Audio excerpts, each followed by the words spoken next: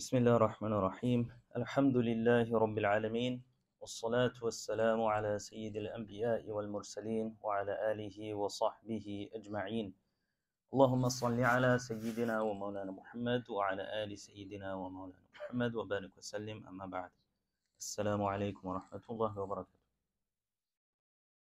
Alhamdulillah, as you know, all of those who are preparing to go for Hajj have already went. They've left us. So we make dua that Allah subhanahu wa ta'ala accepts all of them. You know, it's getting harder and harder as the years go by to actually go for Hajj. Before, you didn't really need even any kind of accommodation, you would just go. And there was once upon a time, a long time ago, it was actually the road to go for Hajj was quite difficult, but there was no prevention of any certain individual. Whoever can make it, they would go. So those who lived closer, they would go more often. Those who lived a little bit far, it was a lifetime journey. It was really a pilgrimage at that time. But there was no real restriction. As we see in today's time, you can have plenty of money, you can have a body that is physically prepared to go, but still there are restrictions. So that is why we need to turn more to Allah subhanahu wa ta'ala, beg Him throughout the years. If we're intending to go for Hajj, now it's just something that it's more out of your control. Of course, everything is in the control of Allah subhanahu wa ta'ala, but seemingly, apparently, it's out of our control. So if we are interested, inshallah, we should be if we haven't gone, make a niyyah intention for next year and start doing certain a'mal that will allow us to have the mercy of Allah subhanahu wa ta'ala. Inshallah, that way we can get chosen, since it is random, as they say. So we make dua that Allah subhanahu wa ta'ala accepts all of those who have been chosen to go, who have gone. May Allah subhanahu wa ta'ala give them a Hajj mabrur, an accepted Hajj. Scholars state that Hajj mabrur is a pious Hajj. That's what the term means, a pious Hajj. Scholars state that this is a Hajj in which no sin has taken place, and a Hajj in which all of the actions of Hajj were fulfilled in the best manner possible. So it's not easy to have a Hajj mabrur. You may still be accepted to go for Hajj, you may have everything in check. You go over there and by mistake you do certain sins, that may prevent you from having a Hajj mabrur. So it's still not, it's not set in stone that everyone goes and they will have a Hajj mabrur. So there's many different layers to it. And many people, they won't have more than one chance. So you don't want to mess it up if we are selected to go. So that's why prepping for Hajj is years in advance. We need to correct ourselves before we go. Today's khutbah is not going to be about those who go for Hajj because they're not present.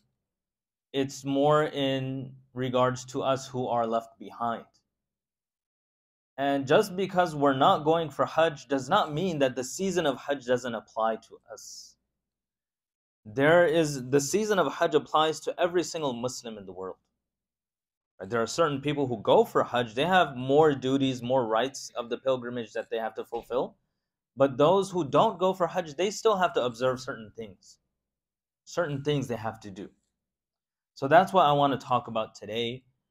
What is the value of these days? These are the days of Hajj. It's a season, about 10 days or so.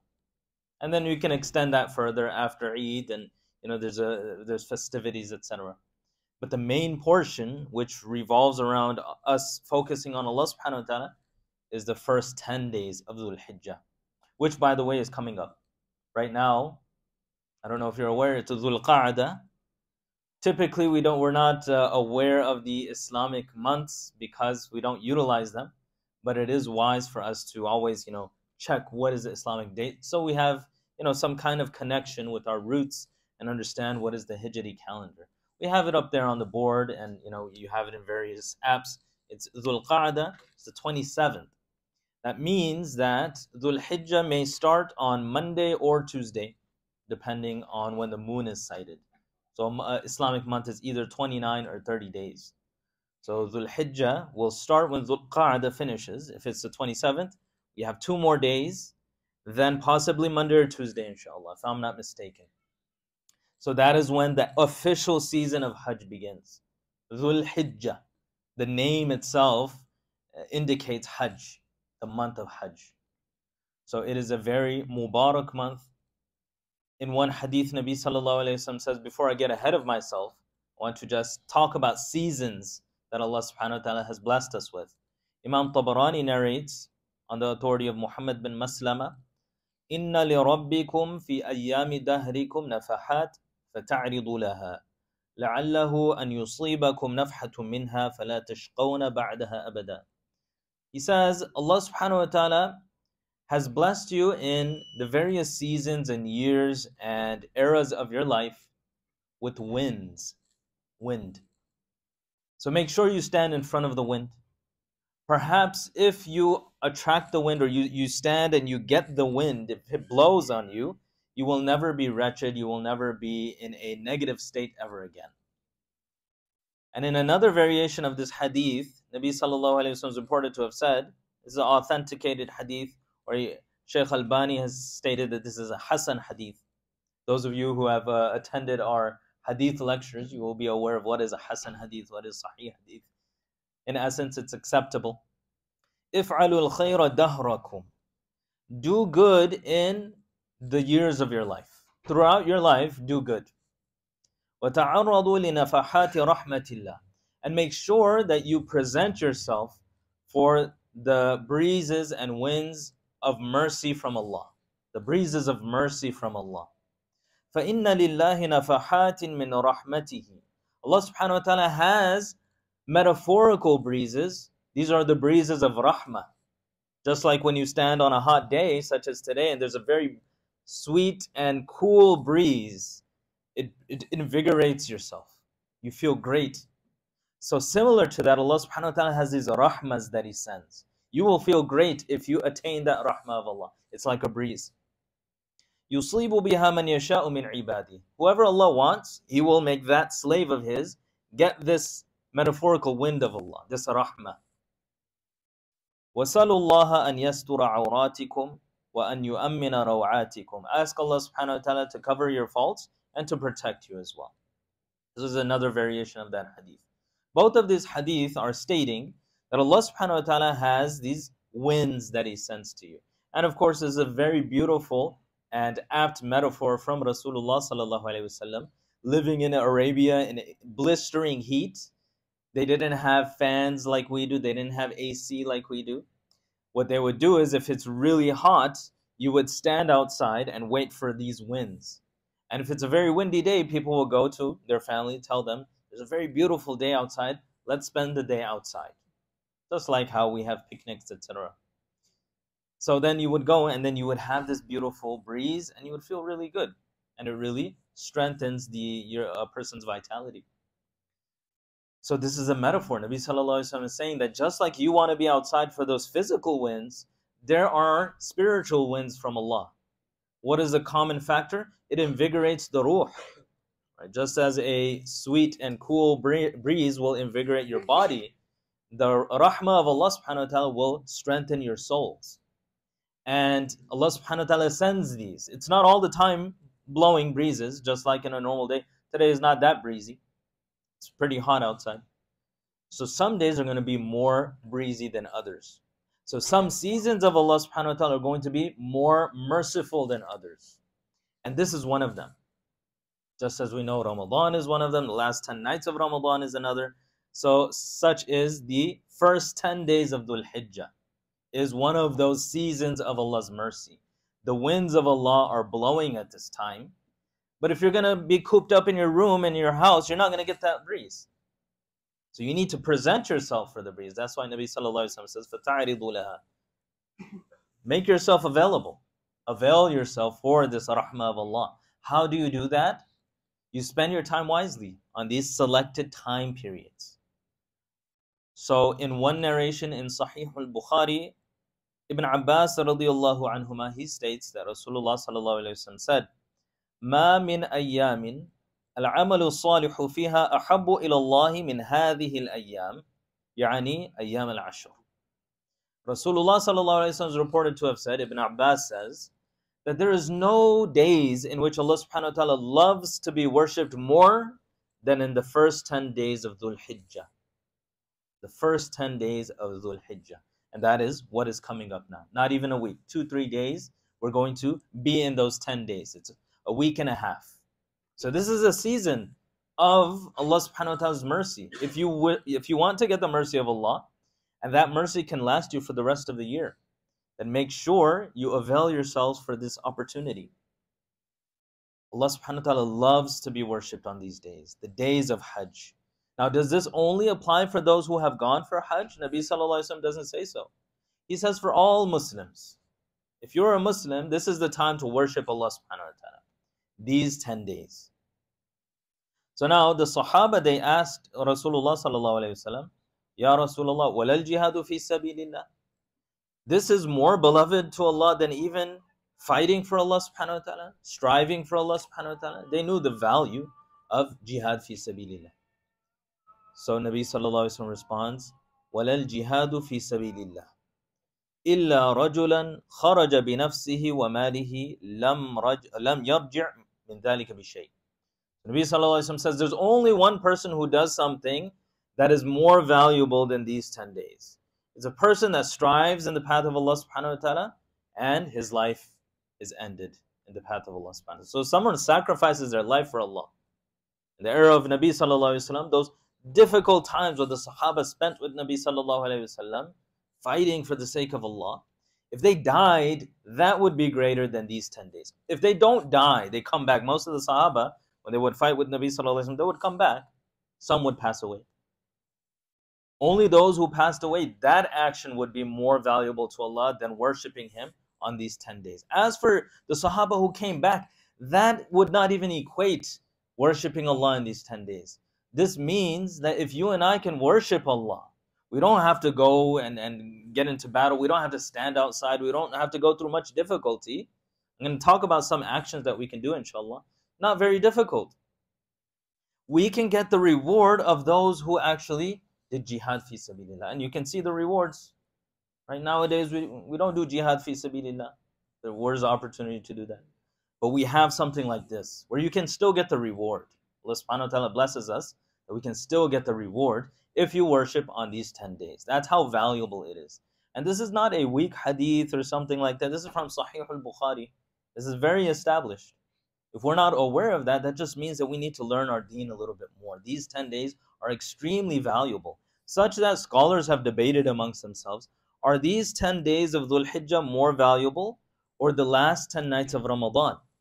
Because we always talk about the last 10 nights of Ramadan are extremely valuable. In them is Laylatul Qadr, which is greater than 1,000 months. That's in the Quran itself. Laylatul Qadri khayru min alfi shahr. Laylatul Qadr is better than 1,000 months. But in the ahadith, Nabi sallallahu alaihi wasallam says these 10 days are the best in which Allah subhanahu wa ta'ala loves to be worshipped. So many scholars discussed, what is the difference between the two. One easy interpretation that they've made is that when we're talking about the last 10 nights of Ramadan, we say nights of Ramadan. And when we say the days of Dhul Hijjah, we say the days. The Nabi sallallahu alaihi wasallam says ayyam for Dhul Hijjah. And when we're discussing Ramadan, we say layali. So the way we can reconcile these two is Allah subhanahu wa ta'ala loves to be worshipped in the days of Dhul Hijjah and then the nights of Ramadan. So that way there's no real contradiction. The nights of Ramadan are the most valuable 10 days in the year, and the days of Dhul Hijjah are the most valuable days in the entire year. So these are extremely valuable. If the scholars are actually discussing which one's better, Dhul Hijjah or Ramadan, that at least should tell you how important it is. If it's in the discussion that is it better than a Ramadan or not, and not even just Ramadan, the last 10 nights of Ramadan, this shows you the value of the days of Dhul Hijjah. This is not something small, it's something extremely grand, and we can get a lot of rahmah and mercy from Allah subhanahu wa ta'ala, which inshallah will last us throughout the year. We speak of in Ramadan, if you do your Ramadan correctly, the entire rest of the 11 months that follow is going to go smoothly. Similarly, just 10 days of ibadah, and technically 9, inshallah, we'll talk about that, because the 10th is Eid. So you don't have to do the same type of ibadah on Eid. It's a holiday. So it's technically 9 days. If you do these 9 days correctly, inshallah, months and months after, you will be witnessing the rahmah of Allah subhanahu wa ta'ala. According to, in a narration on the authority of Jabir radiallahu anhu, he states that Rasulullah sallallahu alaihi wasallam said, أفضل أيام الدنيا أيام العشر عشر ذي الحجة. The greatest days of the dunya is the 10 days of Dhul Hijjah. The greatest 10 days in the dunya is Dhul Hijjah. وَلَا مِثْلُهُنَّ فِي سَبِيلِ اللَّهِ. So the Sahaba said that, okay, what if someone goes فِي سَبِيلِ اللَّهِ? Is it going to be the same or not? Nabi Sallallahu Alaihi Wasallam says, وَلَا مِثْلُهُنَّ فِي سَبِيلِ اللَّهِ.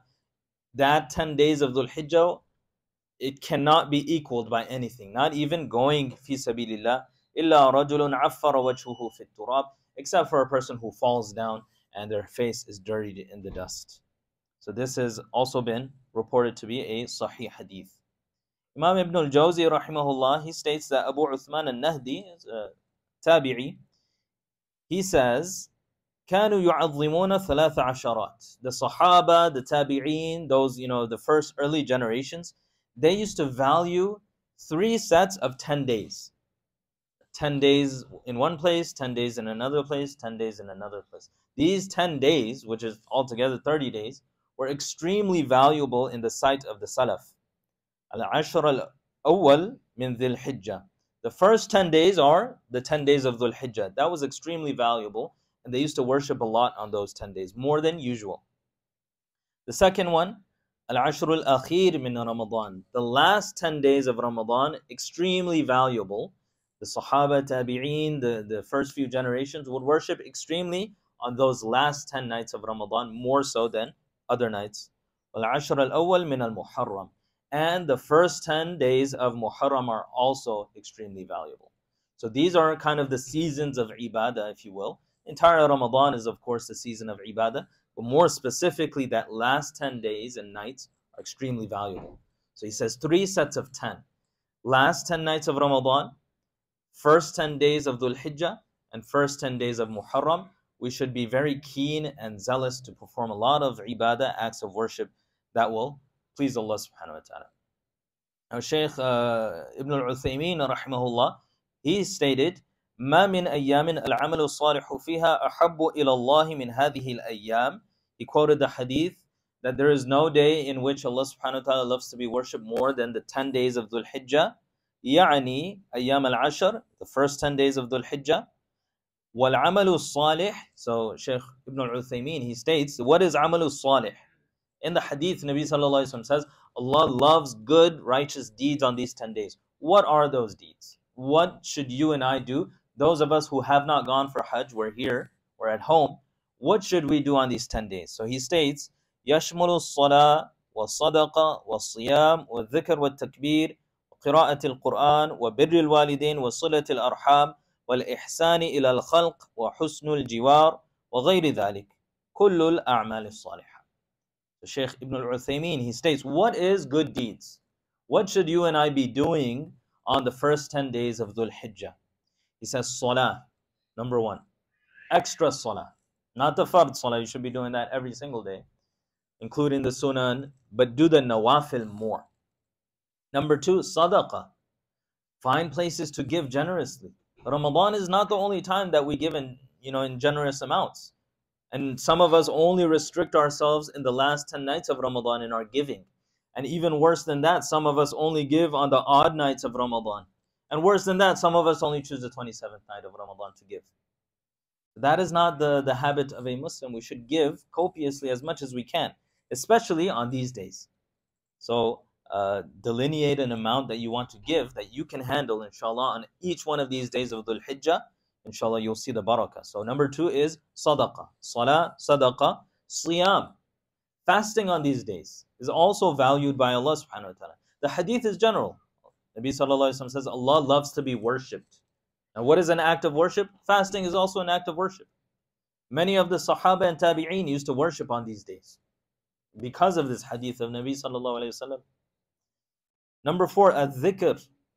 Doing dhikr of Allah subhanahu wa ta'ala. So Allah subhanahu wa ta'ala in the Quran, He says, وَيَذْكُرُ اسْمَ اللَّهِ فِي أَيَّامِ مَعْلُومَاتٍ. You should remember the name of Allah on these specified days, meaning the 10 days of Dhul Hijjah. And He says also takbir, saying Allahu Akbar. So, the takbir, tashriq, that is going to take place inshallah next khutbah. We'll talk about that. What is the takbir, tashriq? I'll also mention some of the rulings about udhiyah, slaughter.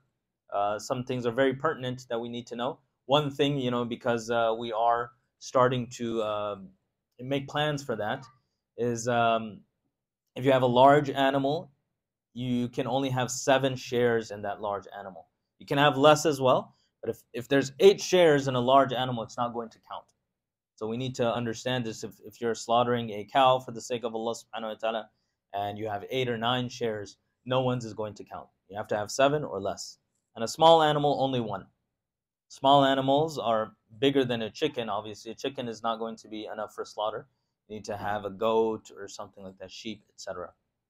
So those things, inshallah, next week we'll talk about that in more detail, some ahkam, fiqhi rulings for udhiyah and things like that, because we are preparing for that.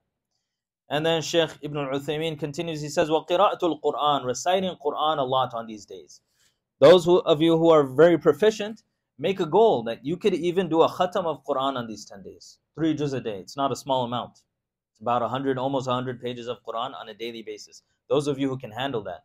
If you, whatever amount you can handle, do that much. If you can only handle a page, do a page a day. Whatever you can handle, but increase more than your usual amount.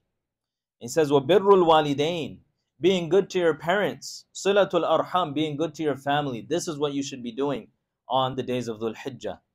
وَالْإِحْسَانُ إِلَى الْخَلْقِ, and being good to the creation. Just be good. Be happy. Smile at people. Be in a festive mood. Sometimes when we engage in a lot of ibadah, we start having sour faces. That should be the opposite. Ibadah should be uplifting. Yes, during the ibadah and during your reflection, you feel that you are inadequate, that you've sinned a lot. But after the ibadah, you should feel that Allah has forgiven me, so you should be more happy. Unfortunately, the effect is opposite, which may be a sign that it has not been accepted. And so we should try to be as happy as possible after we do ibadah. So these are certain actions that you and I can do during these days of Dhul Hijjah, inshallah. So I'll share a few more. I'll speak about these in specific detail, and then inshallah we'll conclude the speech, inshallah. So now, the 10 days of Dhul Hijjah, I'm just going to recap for those of you who have come later. When do these 10 days start? First of all, Nabi sallallahu alayhi wasallam tells us in an authentic hadith that Allah subhanahu wa ta'ala loves to be worshipped on these days more than any other time in the year. The 10 days of Dhul Hijjah, first 10. When is that going to occur? In about 2 to 3 days, inshallah, we're going to enter Dhul Hijjah. After Dhul Qa'dah, the month of Dhul Hijjah comes in. That is the season of Hajj. So Hajj is not only for those who go for Hajj, but it's for every single person here. Now, we don't do tawaf around a masjid or something like that. We have different a'mal that you and I can do. So that is going to start in about 2 and 3 days. We can just look at the Hijri calendar and keep ourselves updated, and we can start doing ibadah. What should we do once we witness ourselves in the 10 days of Dhul Hijjah? Number 1, tawbah. We need to repent to Allah subhanahu wa ta'ala for all of the mistakes that we do. Anytime we enter a season of ibadah, we start it off with tawbah. You start Ramadan with tawbah. You don't do tawbah at the end. Of course, you do tawbah throughout, but you always want to start with tawbah, so all of your a'mal is going to be accepted. That also includes forgiving people. Try your best to reconcile whatever issues you have with family members, friends, etc. Whatever could have happened, talk to them, ask them for forgiveness, and you also try to forgive them in your heart. And if you cannot, then at least make an attempt. And then there's certain conditions for tawbah. We've talked about this before. Very briefly, you feel regret for what you have done. You have to be aware of what you have done, of course. So tawbah requires reflection. If we're not aware that we've done a sin, then how can you do tawbah for it? So you reflect over your sins. Then you feel bad over them. Then you stop immediately. Should not be continuing the sin. And you make a resolve. You don't know what the future holds, but you make a resolve, a firm intention. Inshallah, I won't do it again. If you can meet these 3 criteria, you feel bad about what you have done, you stop it immediately, and you resolve that you will not do it in the future. Not that you won't do it. You resolve, you make a firm intention, I will not do this sin again. Allah will forgive you, inshallah. And if you fall into the sin again, you do another tawbah, and you keep doing that, inshallah. But be sincere in the tawbah. And if you've harmed anyone, then seek their forgiveness. So that is tawbah. So before Dhul Hijjah comes in, let us all sit down for an hour or so, reflect over everything that we've done wrong, think about these things. If you want, you write them down. Of course, you're going to have to throw that piece of paper away after. And you reflect and you seek Allah's forgiveness for all of these. If you've harmed someone, seek their forgiveness. If someone has harmed you, try your best to at least talk to the person or forgive them. That way you start on a very clean slate in this month of Dhul Hijjah. Anything you do after that, it's going to be quickly accepted, inshallah. Thereafter, once you're in Dhul Hijjah, what are the things that you and I can do? So just repeating that quote of Shaykh Ibn al-Uthaymeen, what he has stated. Extra salah. This does not mean the 5 times salah. That should be, that goes without saying. Perform your 5 times salah every single day of your life. Then you add on to that the sunnah. Learn what are the sunnah prayers. You perform the sunnah. After that, you add the nawafil. So what are good times for nafil? Before fajr, it's tahajjud. When the sun rises and the color of the sun has gotten a little bit stronger, when the sun first rises, it's kind of bluish outside. When it seems like the normal part of the day, that's called ishraq, where the sun has received its brightness from Allah, then you can perform some nafil at that time. Another good time for nawafil is after maghrib. Another good time is post isha. So you can scatter extra salahs throughout your day, inshallah, and this will be seen by Allah subhanahu wa ta'ala and inshallah accepted as an effort to please Him on these days. So that's one thing we can do. Program your salah in extra salahs wherever possible. If it's interfering with work, then do it at another time, inshallah. Number 2, dhikr. We can start doing dhikr of Allah subhanahu wa ta'ala. Which dhikr should we do? There's so many. There's an instituted dhikr in the days of, after Arafat. That is the takbir after every salah. We'll talk about that later. But what dhikr can you and I do? There's so many in the hadith. The last hadith of Sahih al-Bukhari, Rasulullah sallallahu alaihi wasallam states that there's 2 phrases beloved to Allah, very light on the tongue, heavy on the scales. That is, Subhanallah wa bihamdihi, Subhanallah al-Azim. So you can say this 100 times, Subhanallah wa bihamdihi, Subhanallah al-Azim. Allah loves those phrases. And be aware of what you're saying as well. You can say La ilaha illallah. You can say Subhanallah walhamdulillah wa la ilaha illallah wallahu akbar wa la hawla wa la quwwata illa billah. Whatever you feel comfortable with. But the main thing with dhikr is you being aware of what you're saying. Don't start thinking about random things while your tongue is moving in dhikr. Match the tongue with the mind and the heart, inshallah, it'll be effective. So whatever amount you want to program into your schedule, do a little bit extra, inshallah. Even if it means saying La ilaha illallah 100 times more, that is going to have huge effects and acceptance from Allah, inshallah.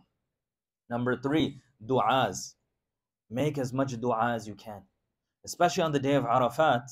And that day is very special. Nabi sallallahu alayhi wa sallam, I'll get to that, inshallah. I'm just jumping ahead of myself. But the day of Arafat is a day of du'a. Make a lot of dua to Allah subhanahu wa ta'ala in these 10 days. Program that dua. Whenever you're free, before sleeping, when you wake up for Fajr, whenever it's possible for you to make a dua, and try to time yourself. The dua, you have to practice in dua as well. Sometimes we start making dua and we can only last for like a minute, and we have nothing else to say. You're talking to Allah subhanahu wa ta'ala. You're mentioning all of your necessities to Allah subhanahu wa ta'ala. Why is it that we cannot make dua? And then we find ourselves complaining to our family members, people, around us for hours on end. Dua is your complaint to Allah, and He is the only one that can fix it. So how ironic, we spend so much time complaining about our situation to people who cannot help you, and the only one that can do anything about it, we don't ask Him. So beg Allah subhanahu wa ta'ala. Yaqub alayhi salam says in a very beautiful ayah in the Quran, إِنَّمَا أَشْكُو بَثِّي وَحُزْنِي إِلَى اللَّهِ. I complain to Allah subhanahu wa ta'ala about my grief. The Nabi of Allah, he's complaining to Allah, not against Allah. He's saying, oh Allah, I'm in this situation, please help me. We need to start making more dua and spread it throughout the day whenever you can find time. Start with maybe 3, 4, 5 minutes. If you can do that, do more, inshallah. You need to be able to make dua. Number 4, fasting. Like I mentioned, it is recorded, Ibn Rajab al-Hanbali, rahimahullah, very great scholar, he states that Ibn Umar, radiyallahu anhuma, used to fast on these days, the days of Hajj. And it's also reported from Hasan al-Basri, from Ibn Sirin, from Qatada, these are tabi'een, that there is a great virtue to fast on these days. And he says, هَذَا قَوْلُ أَكْثَرِ الْعُلَمَاءِ.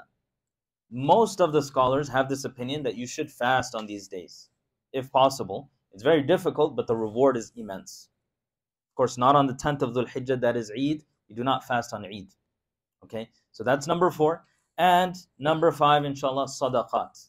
Sadaqat, donate whatever you can on these days, disperse it. Ask yourself, how much am I ready to donate? And then cut it up into different pieces, 9 days or 10 days, if you will, until Eid. And this will be extremely beneficial. And of course, the last thing, good character. There's nothing more weighty on the scales of on your scales on Yawm al-Qiyamah than good character. Be nice to everyone you meet. Just smile at them for no reason. They might think you're a little bit crazy, but then they'll ask, why are you smiling?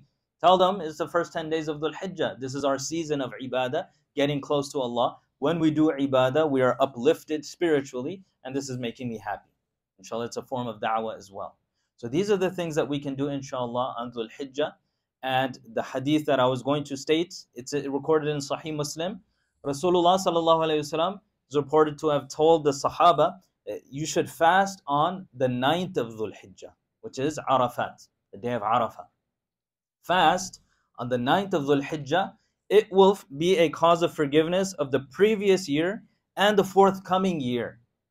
1 year before, whatever you did, inshallah, Allah will forgive it. The year that's going to come, Allah will forgive that as well. If you fast on one day, this is the season of Allah subhanahu wa ta'ala's mercy. So make sure you're there for that. If you fast on any other day, you're not going to get that reward. So you don't want to miss fasting on Yawm Arafat. If you can't do the full 9 days, then at least specify that day for fasting, inshallah. So these are some things that we can do, inshallah, to get closer to Allah in this season. Again, I'll repeat the hadith, I'll finish with that, where Nabi sallallahu alayhi wa sallam is reported to have said, indeed, your Lord has, in the days of your life, He sends these winds to you, these breezes to you. And these are the breezes of Allah's mercy. Make sure you get that breeze. Make sure you present yourself to Allah. Stand in front of that beautiful breeze. You will feel invigorated with the mercy of Allah subhanahu wa ta'ala. If you get that wind, perhaps you will never experience negativity again. You won't be shaqi ever again. Shaqi means wretched. So we ask Allah subhanahu wa ta'ala to give us tawfiq to utilize our energy for these days. Inshallah, if you are planning on fasting, Dhul Hijjah is going to start soon. So maybe start prepping for that from now, and hydrate yourself very well, inshallah. And we ask Allah subhanahu wa ta'ala for acceptance and forgiveness. Wa sallallahu tabarak wa ta'ala ala khayri khalqi Muhammad wa ala alihi wa sahbihi ajma'in bi rahmatika ya arhamar rahimin.